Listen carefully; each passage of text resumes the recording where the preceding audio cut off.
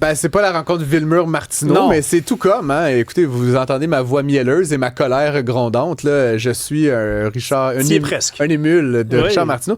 C'est vrai que c'est fâchant, cette affaire-là du Mont-Sainte-Anne, Rémi Villemur. Là. C'est des délais cabines qui tombent. On a l'impression que c'est géré un peu n'importe comment. On est quand même dans un pays développé ici, bordel de merde. Comment c'est possible qu'une organisation laisse à ce point je sais pas, un actif, là, un emblème d'une région se briser, se déprécier comme ça. Et tu es allé un peu au fond des choses. Évidemment, on sait que c'est une société étrangère, entre guillemets, j'aurais envie de dire, qui possède le Mont-Sainte-Anne. C'est quoi ton point de vue sur cette affaire-là? Ben, tu es un gars d'économie. Là. Moi, j'ai appris que c'est le gouvernement qui possède le Mont-Sainte-Anne, mais en réalité, c'est une entreprise canadienne qui a reçu le mandat. Puis là, ça dépasse l'entendement. C'est un contrat de 99 ans, sans condition, qu'ils ont signé en 94 avec le premier ministre Johnson. Donc, il nous en reste un petit bout encore. Un petit bout, en fait, je pense que ça s'arrête en 2093. Donc, je ne sais pas où tu vas être en 2093. Moi non plus. Pas en ski, en tout cas. Je précise quand même que Daniel Johnson, fils, qui était donc le fils de son père n'aurait jamais fait ça. Parce que son père, c'est un vrai nationaliste, un vrai bleu.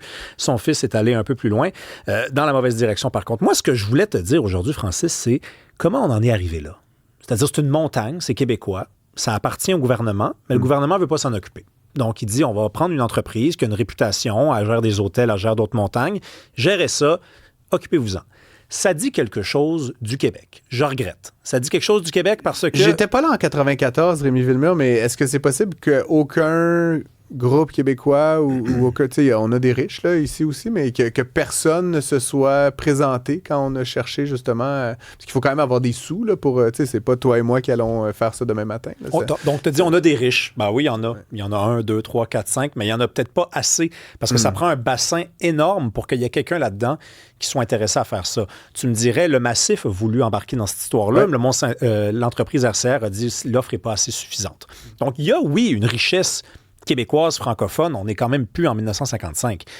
Et j'ai envie de dire qu'entre 94 et maintenant, on a continué. Là, ça s'est amélioré. On a plus de richesse de manière générale, on a plus de riches de manière générale qu'il y a 30 ans. Là, quand même, mais je vois quand même deux problèmes. Puis je trouve que l'exemple est quand même l'illustration. Il doit manquer de familles et de groupes suffisamment riches francophones au Québec pour qu'il y en ait eu un parmi eux qui aurait fait « Hey, c'est notre montagne, on gère ça l'hiver depuis des années, on connaît ça, on est chez nous, ça va nous gêner si on s'en occupe mal. » Hein? Parce que, tu sais, l'entreprise canadienne, je suis désolé, là, mais c'est pas sa montagne. C'est pas sa montagne. Le gars, c'est un Albertain, il est milliardaire, il est peut-être venu ici 3 fois.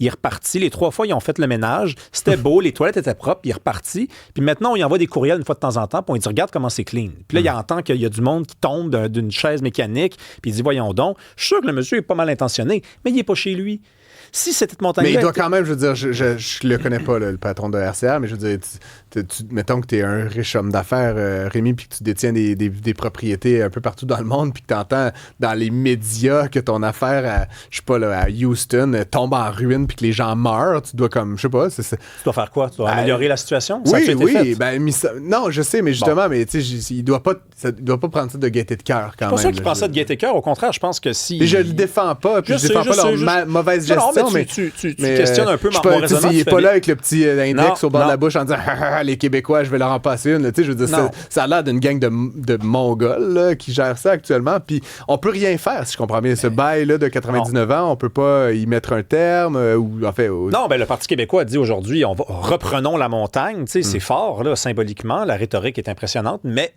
en bout de ligne... As-tu envie de lâcher $1 milliard pour acheter les 68 ans restantes à ce contrat-là? Pas certain. Mais regarde, je vais spéculer un peu. Je pense que ça va donner un peu de sens à ce que je te dis depuis tantôt. Est-ce que ça se pourrait que ce groupe-là, Albertain RCR, s'occupe mieux de ce qui est en Alberta, en Colombie-Britannique, de ce qui est au Québec? Pour plusieurs raisons. Peut-être que les boss, ils viennent moins souvent ici. Peut-être aussi qu'ils s'occupent mieux de ce qui les entoure. Tu sais, je ne mets pas des mauvaises intentions dans la tête à personne, mais idéalement, le gouvernement s'occuperait de ça, ou il y aurait une entreprise québécoise. Ouais. OK? Je ne suis pas en train de te dire public ou privé, l'un ou l'autre, mais parce que c'est gênant.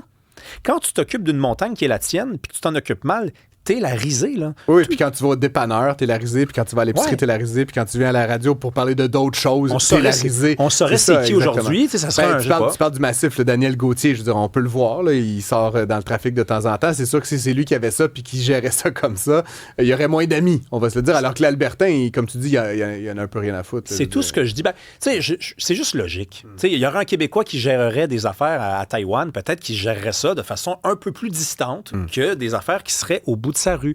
Donc, c'est juste un point de vue logique, je pense que ça s'explique. Et par contre, parce que c'est pas toujours de la faute des autres, c'est aussi de la nôtre. Comment on a laissé ça partir de même? Oui, mais c'est là où je voulais t'entendre, parce que là, le verre est dans la pomme. On a fait ce contrat-là, 99 ans, puis on peut dire ce qu'on veut sur M. Johnson. Le mal est fait, là, ce qui était sous ce jour-là. C'est très fun de l'avoir en entrevue. On peut organiser ça peut-être, n'est-ce pas? Mais blague à part, là, à quel prix est-ce qu'on va racheter un contrat de 60 ans? Comme je te dis, moi, j'ai pas nécessairement envie d'utiliser les rares deniers publics qu'il nous reste pour ce truc-là. Là. Rejoignons-nous au milieu, alors. Ouais. Laissons tomber le Mont-Sainte-Anne dans la mesure... soyons patients, en tout cas, et faisons en sorte que ce scandale-là dure et que l'entreprise prenne ses responsabilités, mais faisons en sorte que ça n'arrive plus. Ouais. Tu sais, non, mais si c'est pas faisable de redémonter ce contrat-là, je peux comprendre, là, ça a été monté par des entreprises. Ils se sont garantis que ça se passe. Bon, ben les prochaines montagnes, le Mont-Tremblant, c'est vendu genre, à un groupe, un fonds d'investissement, ça se vend, ça s'achète, ça se vend, ça s'achète.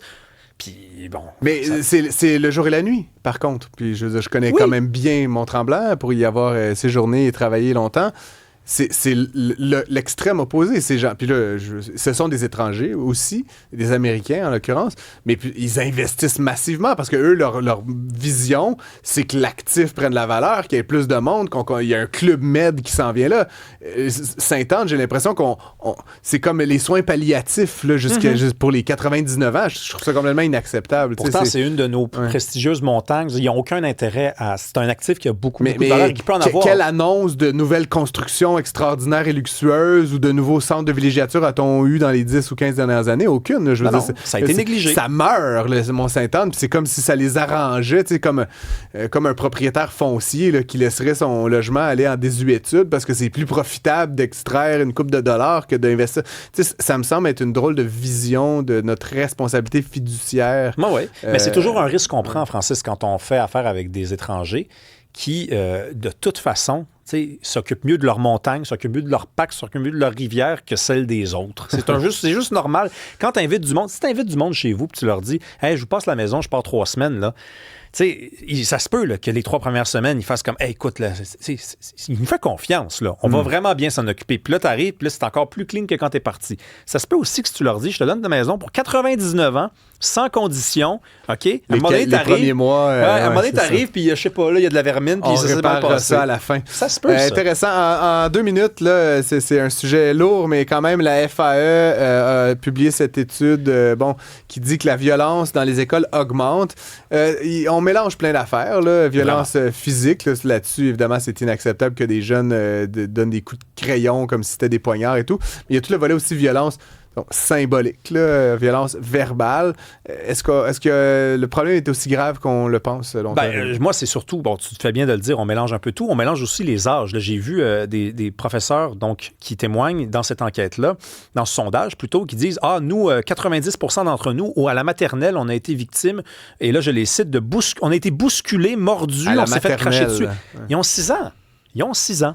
Je veux dire, ça se peut que ça arrive. Et honnêtement, si vous faites pousser par un enfant de 6 ans, vous n'êtes pas fait bousculer, pas de la violence, là, c'est peut-être un accident. C'est un peu ça le travail.